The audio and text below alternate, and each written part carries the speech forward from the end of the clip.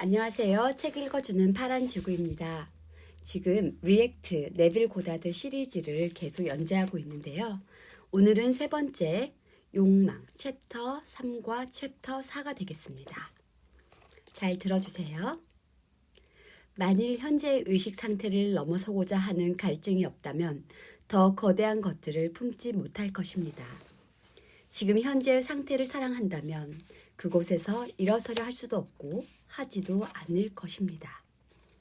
상태들이 무한한 영역이 없다면 삶은 아무런 의미도 없습니다. 하느님은 당신에 맞춰 모습을 나타냅니다. 그래서 사제들에게는 하늘과 지상의 기록을 관리하는 책임자의 모습으로, 재판관에는 벌을 계속해서 내리고 있는 위대한 재판관의 모습으로, 미개 종족에게는 그들이 되고 싶은 추장의 모습으로 나타날 것입니다. 그렇게 우리 인간들은 우리의 모습으로 하늘을 계속 만들어 가고 있습니다. 하느님은 창조된 하느님이다. 진리만이 인간의 구원이다. 지금 네가 숭배하는 하느님도 조만간 너의 하느님이진 않을 것이다. 왜냐하면 계속해서 자신이 펼쳐내고 있는 영혼이 새롭게 하느님을 만들 것이고 그 과정에서 누구를 사랑해야 하는지, 누구를 경배해야 하는지를 진정 배울 것이기 때문이다. 지금 제가 가르치고 있는 것도 당신이 기존에 갖고 있던 하느님에 대한 관념을 깨고 더 큰 관념을 받아들이게 할 것입니다. 그렇다고 하느님이 더 커지는 것이 아닙니다. 오직 하느님에 대한 당신의 관념만이 바뀔 뿐입니다. 욕망은 행동의 주 원인입니다. 욕망이 없다면 조금도 움직일 수 없습니다. 자신에게 이렇게 물어보십시오. 그대는 나에게서 무엇을 원하는가? 그런 후 당신의 욕망을 세심하게 다듬어 보십시오. 그것이 현실임을 느껴보십시오. 그러면 당신은 자신에게 그 욕망이 이루어진 것을 허락한 것입니다. 인간의 삶이란 단지 갈망을 달래는 것에 지나지 않습니다. 그리고 의식들의 무한한 단계들이 그 갈망을 만족시켜주는 수단입니다. 건강은 하나의 욕망입니다. 그 건강이라는 갈증은 내가 건강하다는 관념이 마음에서 세심하게 만들어졌을 때 풀립니다. 부, 평화, 조화, 명성 이런 것들 모두 다 의식의 상태들이기 때문에 똑같이 적용됩니다. 원하는 상태에 내가 있다고 여기십시오. 이 새로운 나를 계속 고집하십시오. 그러면 당신과 하느님은 하나의 의식이기에 인식한 것을 펼쳐낼 것입니다. 십자가는 고통의 상징입니다. 한 인간을 못으로 박아둔 십자가는 없고 인간이 두른 믿음의 몸이라는 십자가가 있습니다. 그대 자신을 부인하고 십자가를 들고 나를 따르는 자만이 값어치가 있을 뿐이다. I amness, 인식은 당신 세상의 창조자이기에 의식을 고양시켜 당신의 십자가를 들어 올리십시오.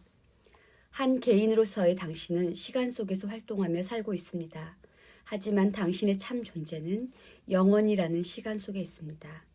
십자가의 수직선을 한 사람의 의식 상태 수준이라고 생각하고 그 수직선에 수도 없이 많은 값이 매겨져 있다고 생각하십시오.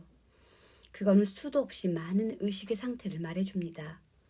시간이 흐르는 것만으로 당신이 더 좋아지거나 지혜롭게 되는 것은 아닙니다. 변화는 당신이 의식 상태의 수준을 높이거나 낮춰 십자가의 수직선에서 움직이는 것에 전부 달려있기에 단지 시간이 지나는 것만으로는 존재가 머물러 있는 곳에 변화가 생기지 않습니다.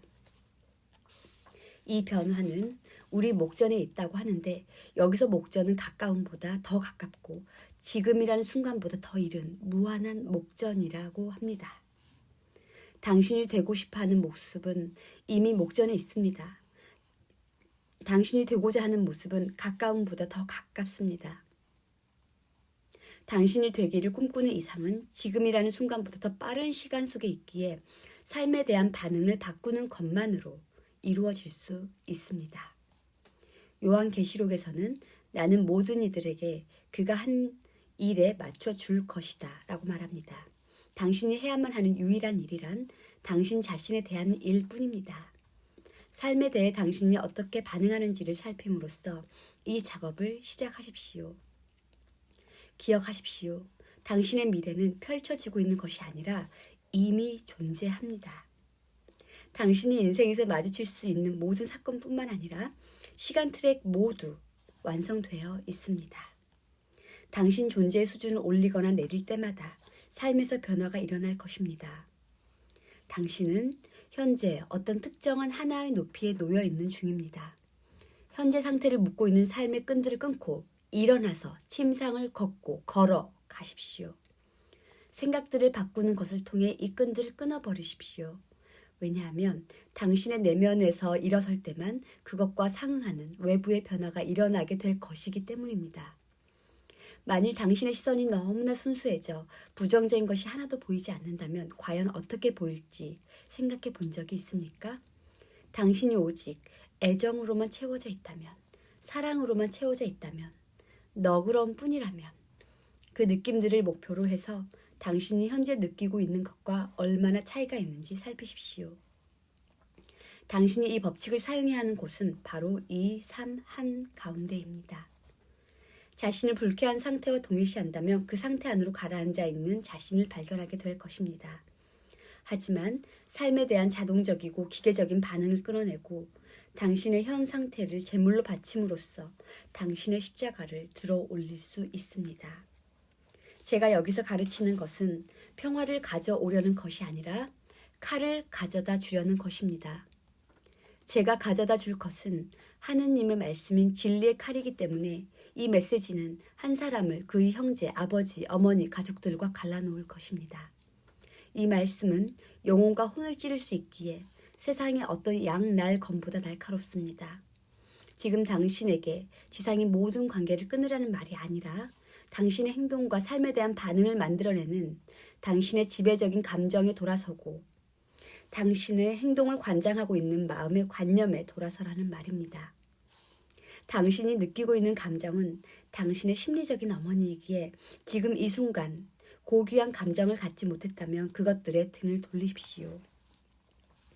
고귀하지 못한 느낌이 차지했던 자리에 새로운 느낌을 바꿔 넣음으로써 그 일을 합니다. 느낌을 바꾸기 전까지는 생각들을 바꿀 수 없습니다. 그리고 느낌은 당신의 관념들에서 나옵니다. 잠시 멈추자면요. 사이토 이토리는 항상 진동수를 높여라, 기분 좋은 상태를 유지해라 라고 하는데요. 지금 새로운 느낌으로 바꿔 넣으라는 부분과 일맥상통하는 것 같습니다. 계속 읽겠습니다. 인간의 적은 한 가정의 사람들이라고 말해지는데 이것은 그가 사실로 받아들인 것들이 적이라는 말입니다. 말씀의 칼은 뚫을 수도 있고 심지어 영혼과 혼을 자르기까지 합니다. 당신의 아버지, 당신의 I am는 혼, 스피릿입니다. 당신이 아버지를 숭배하고자 한다면 혼과 진리 안에서 숭배해야만 합니다. 고요히 하십시오. 그리고 자신에게 느낌을 통해 I am he 라고 말하십시오. 당신이 동의하는 것 모두, 믿고 사실로 받아들이는 것 모두는 그것이 지혜로운 것이든 어리석은 것이든 당신이 걸친 옷입니다. 당신이 십자가를 짊어지고 당신의 상상력을 따른다면 옷을 새로 갈아입고 존재의 더 높은 상태로 올라갈 수 있습니다. 우리 대부분은 목표가 없습니다. 우리는 현재 지닌 것보다 더 많은 것을 원합니다. 우리는 상대방이 변하기를 원하면서도 그 변화를 일으킬 유일한 일을 하려 하지 않습니다.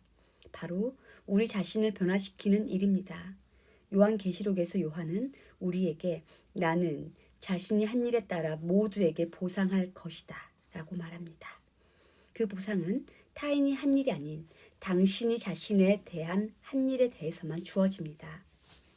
여기에 일이란 당신을 특정한 상태에 묻고 있는 당신의 반응을 있는 그대로 관찰하는 것입니다. 이상은 언제나 현재 있는 곳보다 더 높은 의식의 수직선 위에 있기에 불쾌한 생각들로부터 분리되고 목표하는 것에 자신을 묶으십시오. 그러면 그 이상적인 상태로 솟아오르게 됩니다. 성서에서는 구하라, 그러면 그대는 찾을 것이다. 그대가 그를 찾았을 때 그대는 그와 닮아 있을 것이다 라고 말합니다. 정말 당신은 원하는 것이 되지 않는 한 원하는 것이 이루어진 것을 보지 못할 것입니다. 사랑을 찾아다니는 사람은 현재 사랑이 결핍됐다고 받아들이기에 그 결핍만을 세상에 나타낼 뿐입니다. 당신 자신이 이미 그것이라면 결코 구하려 들지 않습니다. 저는 마리아고 당신도 마리아입니다. 왜냐하면 우리는 계속해서 우리라는 아이를 가지고 있기 때문입니다. 인간의 삶이란 단지 욕망을 달래는 것이고 마음에 이루어졌다고 품은 욕망은 그렇게 이루어진 모습을 외부로 펼쳐낼 것입니다. 만일 현재의 의식 상태를 넘어서고자 하는 갈증이 없다면 더 거대한 것들을 품지 못할 것입니다. 지금 현재의 상태를 사랑한다면 그곳에서 일어서려고 할 수 없고 하지도 않을 것입니다. 상태들의 무한한 영역이 없다면 삶은 아무런 의미도 없습니다. 고대인들은 이 의식의 무한한 단계들을 야곱의 사다리라고 불렀습니다. 당신은 새로운 사다리를 만드는 것이 아닙니다. 그저 자아 발견을 통해 오를 뿐입니다. 상대방에 대해 어떤 생각이 났다면 그건 그저 그에 대한 당신의 판단일 뿐입니다. 그 사람이 친절하다고 생각하면 그는 친절한 것입니다. 어리석다고 생각하면 당신의 그 판단으로 인해 그는 자신에게 할당된 배역을 연기해야만 하기에 어리석게 됩니다. 그는 단지 당신의 의견이 펼쳐진 것에 불과하기에 그가 변하기를 원한다면 당신의 판단을 먼저 바꿔야만 합니다. 당신의 정신이 어디에 있느냐가 당신이 어떤 사람인지를 말해줍니다. 그러니 꿈이 이루어진 곳으로 당신을 데려갈 수 있는 느낌, 바로 그 느낌으로 당신을 묶으십시오. 고귀한 꿈만 꾸기를 바랍니다. 여러분이 꾸고 싶은 상황을 한번 상상해 보세요. 다음 챕터로 넘어가겠습니다. 챕터 4. 포도를 밟는 자. 이 생각들이 흘러나오는 상태들에서 당신을 분리할 때까지는 이것들이 계속해서 당신의 삶에서 같은 경험들을 반복하게 할 것입니다. 그러니 당신을 괴롭히고 있는 불쾌하고 부정적인 생각들이 무언지 잘 관찰해서 새롭게 바꾸십시오. 성경은 사람들을 존재의 더 높은 곳으로 이끌기 위해 쓰였습니다. 이 책의 시작은 모세의 상태와 I am의 발견에서부터입니다. 그리고는 이사야에서 안식일로부터 발길을 돌리고 주에게서 기쁨을 느껴라 라고 말합니다. 이 말의 좀 더 깊은 뜻을 찾아보겠습니다. 안식일을 지키기 위해서는 마음에 한 점의 의심도 없어야 합니다. 당신이 서 있는 마음의 발은 당신의 믿음입니다. 그 마음의 발이 지상에 닿아 있다면 자동적 기계적으로 활동합니다. 생각을 소망이 성취된 곳으로 돌려 안식일을 지킴으로써 강력한 의식의 힘으로 삶을 묻고 있던 기계적 반응의 사실을 끊어내십시오. 성경에 나오는 쌍둥이들은 당신의 두 가지 존재를 상징합니다. 내면의 나인 아벨, 외부의 나인 카인. 신약에서 나의 참된 모습은 영광의 희망인 그리스도 내면의 당신으로 나오기 때문에 지금 카인과 아벨 형제의 서열을 뒤바꿔야만 합니다. 이 땅 위에서 사람들을 만날 때 그들이 되고자 하는 모습으로 그들을 보십시오. 그러면 당신은 그들의 상처에 치유의 기름을 부어주고 있는 것입니다. 그렇게 하지 않는다면 마태복음 23장에 나오는 율법학자와 바리새인처럼 사람들에게 보이기 위해 행동만 하며 설교하면서도 실천하지 않는 자입니다. 요한복음 3장을 보면 니코데모에 관한 이야기가 나옵니다. 요한복음 3장을 보면 니코데모에 관한 이야기가 나옵니다. 그는 지적인 사람으로 만일 모세의 율법을 지킨다면 하늘나라의 왕국에 들어갈 수 있다고 믿었습니다. 그런 그에게 예수는 그대는 물과 혼으로 다시 태어나야만 하더라 라고 말합니다. 여기서 지성과 지혜의 차이를 이해할 수 있습니다. 모세의 율법을 지키는 것만으로는 충분하지 않습니다. 당신의 상태가 변해서 그로 인해 부활이 무엇인지를 알 수 있는 지혜를 얻어야만 합니다. 당신이 마음속으로 나누고 있는 대화는 사랑스러운 것이든 아니든 당신의 미래를 만드는 토양입니다. 신명기에서는 이것을 아주 뚜렷하게 표현했습니다. 오늘 난 그대 앞에 축복과 저주를 내놓는다. 당신이 누군가에 대해서 험담을 할 때면 심지어 마음속에서 한 것이더라도 그것은 저주를 한 것입니다. 반면에 당신에게 했었으면 좋았을 일을 다른 이에게 했다면 그 행위는 그들을 축복한 것입니다. 물은 마음의 진리를 상징합니다. 진리를 아는 것만으로는 부족합니다. 실천해야 합니다. 그때마다 마음의 물은 포도주로 변합니다. 생각들이 흘러나오는 지금의 상태들로부터 당신을 분리할 때까지는 이것들이 계속해서 당신의 삶에서 같은 경험들을 반복하게 할 것입니다. 그러니 당신을 괴롭히고 있는 불쾌하고 부정적인 생각들이 무언지 잘 관찰해서 새롭게 바꾸십시오. 이 책은 읽으면 읽을수록 보석을 얻어내는 느낌입니다. 지금 내가 하고 있는 말 한마디 한마디가 다 남는다고 하니까 더욱 생각과 말을 조심해야겠다고 생각이 됩니다. 여기까지 들어주셔서 감사합니다. 지금 챕터가 총 17개까지 있는데요. 챕터 17까지 완독하는 것이 저의 목표입니다. 끝까지 계속해주세요. 감사합니다. 안녕하세요. 책 읽어주는 파란 지구입니다. 지금 리액트 네빌 고다드 시리즈를 계속 연재하고 있는데요. 오늘은 세 번째 욕망 챕터 3과 챕터 4가 되겠습니다. 잘 들어주세요. 만일 현재의 의식 상태를 넘어서고자 하는 갈증이 없다면 더 거대한 것들을 품지 못할 것입니다. 지금 현재의 상태를 사랑한다면 그곳에서 일어서려 할 수도 없고 하지도 않을 것입니다. 상태들이 무한한 영역이 없다면 삶은 아무런 의미도 없습니다. 하느님은 당신에 맞춰 모습을 나타냅니다. 그래서 사제들에게는 하늘과 지상의 기록을 관리하는 책임자의 모습으로, 재판관에는 벌을 계속해서 내리고 있는 위대한 재판관의 모습으로, 미개 종족에게는 그들이 되고 싶은 추장의 모습으로 나타날 것입니다. 그렇게 우리 인간들은 우리의 모습으로 하늘을 계속 만들어 가고 있습니다. 하느님은 창조된 하느님이다. 진리만이 인간의 구원이다. 지금 네가 숭배하는 하느님도 조만간 너의 하느님이진 않을 것이다. 왜냐하면 계속해서 자신이 펼쳐내고 있는 영혼이 새롭게 하느님을 만들 것이고 그 과정에서 누구를 사랑해야 하는지, 누구를 경배해야 하는지를 진정 배울 것이기 때문이다.